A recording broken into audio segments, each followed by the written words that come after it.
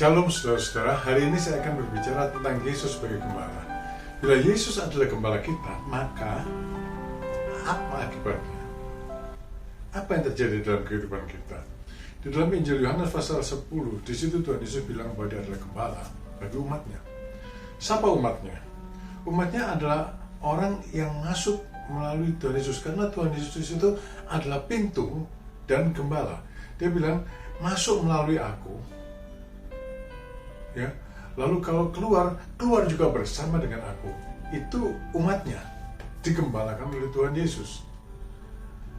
Apa yang akan terjadi bila kita adalah umatnya, umat gembalaannya? Tuhan Yesus bilang dalam ayat yang ke-9, akulah pintu. Barang siapa masuk melalui aku, ia akan selamat dan ia akan masuk dan keluar dan menemukan padang rumput. Saudara, kalau kita adalah umat yang digembalakan Tuhan, maka kita masuk melalui Tuhan. Saudara, kita bukan sekedar anggota gereja, tapi kita adalah orang yang menerima Tuhan Yesus, masuk melalui Tuhan. Dan kalau keluar juga menurut pimpinan Tuhan. Sebab dikatakan di dalam ayat yang ketiga, ia memanggil domba-dombanya masing-masing menurut namanya dan menuntunnya keluar. Jadi masuk di dalam Tuhan Yesus, dilindungi dalam Tuhan Yesus. Kalau keluar, dituntun oleh Tuhan, maka yang terjadi adalah ia akan menemukan padang rumput. Dengan kata lain, kehidupannya terjamin. Bukan cuma terjamin begitu saja, aku datang supaya mereka mempunyai hidup dan mempunyainya dalam segala kelimpahan. Yang dimaksud dengan kelimpahan di sini adalah kelimpahan rohani, jiwani, dan jasmani. Yang dimaksud dengan kelimpahan di sini adalah semua kebutuhan tercukupi, bukan keinginan. Karena kalau kebutuhan ada batasnya yang jelas. Kalau keinginan itu tidak ada batasnya, karena kalau keinginan lebih sering dipengaruhi oleh daging kita, oleh keserakahan. Tapi yang pasti, kalau Tuhan Yesus adalah gembala, maka kita terjamin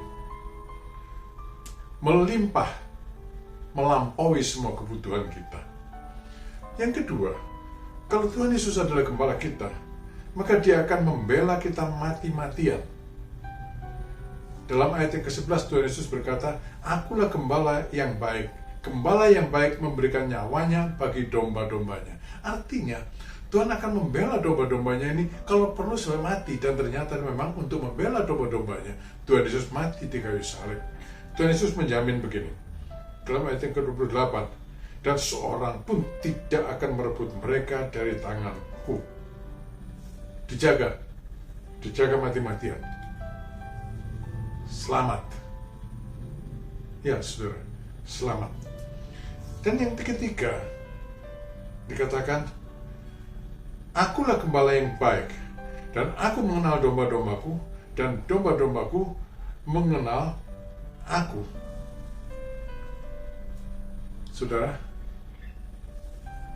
yang ketiga, Tuhan mengenal kita, dan kita mengenal Tuhan. Bahkan dikatakan, dia mengenal kita dengan namanya.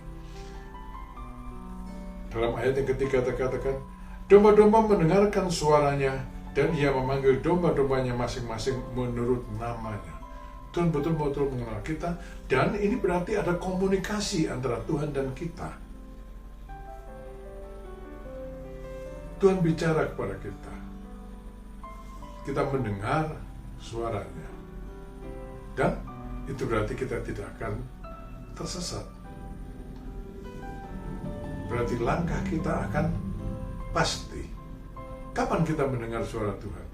Saya ulangi lagi saudara, pada waktu kita berdoa, membaca firman, mendengarkan firman Tuhan, mendengarkan khotbah, mendengarkan kesaksian, memuji dan menyembah Tuhan, maka roh Tuhan bisa bicara di dalam batin kita. Dan kita akan tahu Tuhan bicara kepada kita, karena yang disampaikannya adalah kebenaran dan kekudusan. Tuhan memberkati saudara. Amin.